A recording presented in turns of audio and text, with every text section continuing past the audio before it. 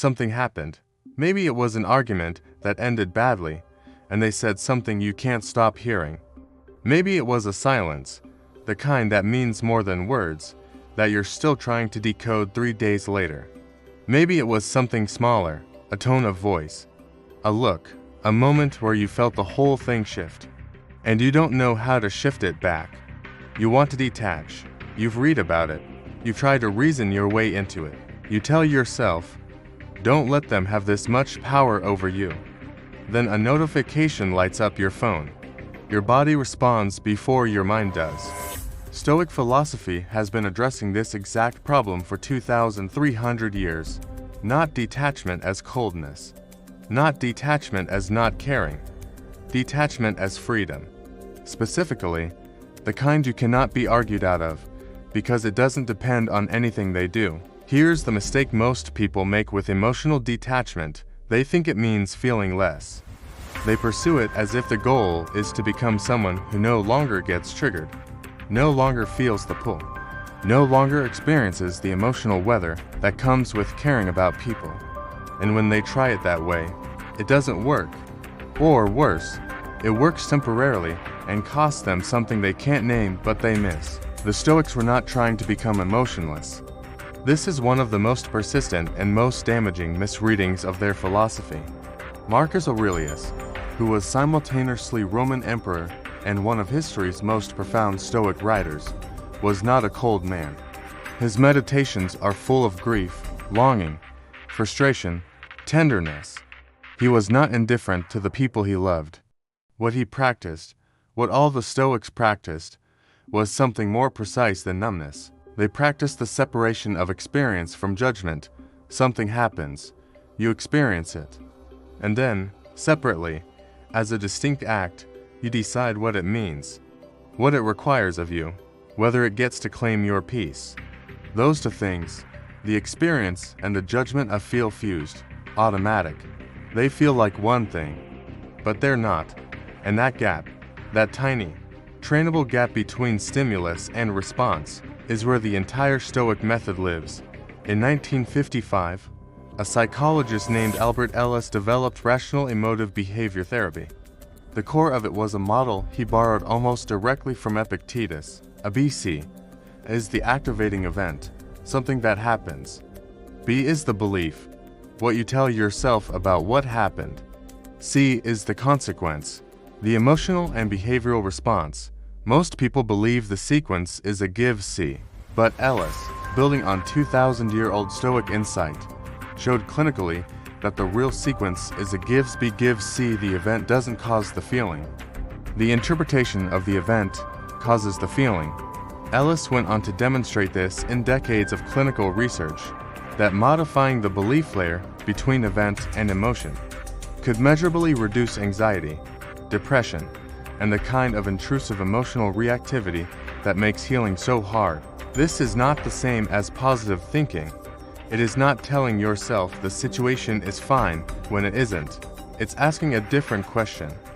Instead of, what does this mean about me? Or, what does this prove about them? You ask, what is demonstrably, actually true here? What am I adding that isn't in the facts? This is the Stoic question. And it sounds simple until you try it on something that actually hurts. Marcus Aurelius wrote, "You have power over your mind, not outside events. Realize this, and you will find strength." He wasn't writing motivational content. He was writing notes to himself. At the end of days, when he'd governed an empire, managed incompetent generals, and buried his children, he was writing to remind himself, again, for perhaps the 100th time, of the same principle. Even for him, it needed repeating. Here's where the Stoic method runs directly into your nervous system, and why most people feel like it doesn't work for them. The ABC model operates at the level of thought, conscious processing, language, deliberate evaluation, your prefrontal cortex, but the emotional response you're trying to detach from. That's not originating in your prefrontal cortex, it's originating in your amygdala, the brain's threat detection and threat response system, which processes incoming stimuli approximately 200 milliseconds faster than your conscious mind. That means your body has already responded. Your heart rate has already changed. Your shoulders have already tightened. Cortisol has already begun to release. Before the thought forms, Dr. Joseph Ledoux at NYU called this the low road. The amygdala's fast, automatic, subcortical processing that bypasses conscious evaluation and triggers response before you've had a chance to choose. The Stoics didn't have language for the amygdala, but they identified the phenomenon with precision. Epictetus called these automatic reactions propatheiae, pre-emotions. Initial, involuntary responses that precede your judgments. He didn't say eliminate them, he said, don't mistake them for you. You will feel the pull, you will feel the spike. Your body will respond to their name, their voice, their presence, their absence, before your mind has a chance to intervene. That's not failure. That's Ledoux's low road running exactly as designed. The Stoic method doesn't try to eliminate the low road.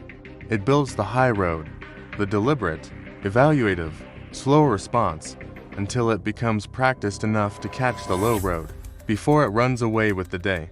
3 Stoic practices, specific ones. Not philosophy as concept, but as daily mechanics. The first is what Epictetus called the dichotomy of control, applied as a daily sorting exercise. When something is disturbing you, name it specifically, then ask 2 questions. Is this within my control? Or is it in the world?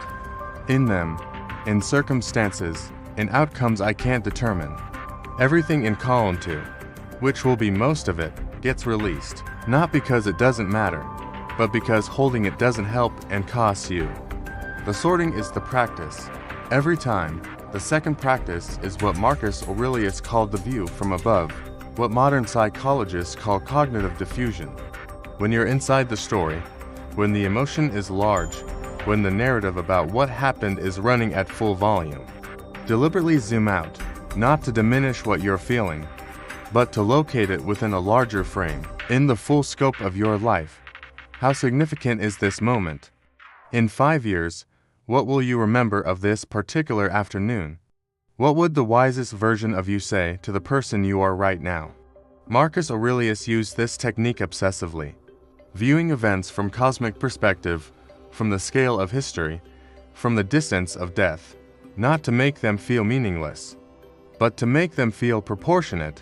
The third practice is what Seneca called the premortem meditation, and what modern psychology validates: anxiety reduction through negative visualization. Seneca practiced imagining the worst possible outcome, not to despair, but to recognize that he could survive it, that the thing he was dreading was survivable, that he had the internal resources to meet it. Applied to relationships: if they never change, if this ends, if I have to carry this alone, what exactly happens? What do I have to navigate, and do I have the capacity to navigate it? The answer, almost always, is yes.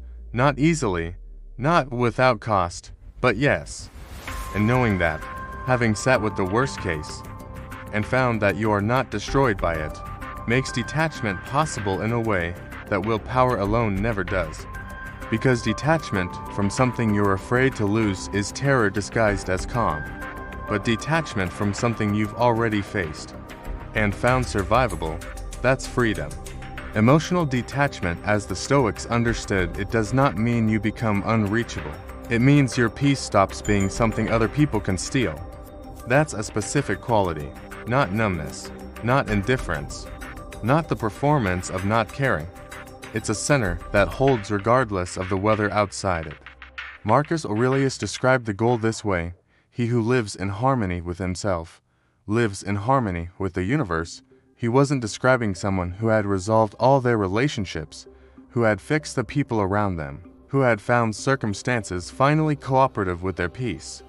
He was describing someone who had stopped outsourcing the maintenance of their inner state to external events.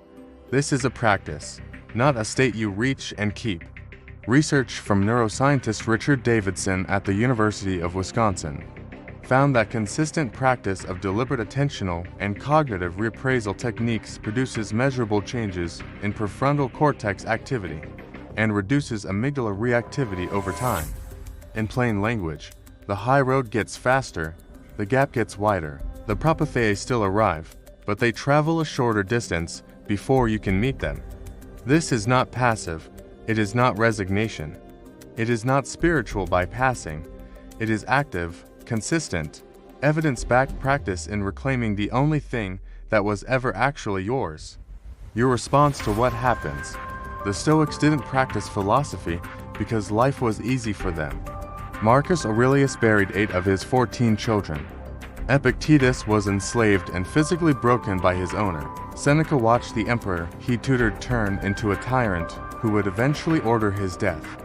They practiced because life was hard, because without practice, the low road runs every time, because the gap between event and response doesn't widen by accident. You are not being asked to feel less. You are not being asked to pretend that what happened didn't hurt. You are not being asked to find peace in a situation that isn't peaceful. You are being asked to reclaim the one thing that was ever yours, your inner life. That doesn't happen in a day. It doesn't happen in a conversation, or a video, or a single decision to be different. It happens in practice, in the small, daily act of pausing before the automatic response and asking, what is actually happening here? And what is mine to carry? Start there, not because you'll get it perfect, because even Marcus Aurelius didn't get it perfect, he just kept practicing.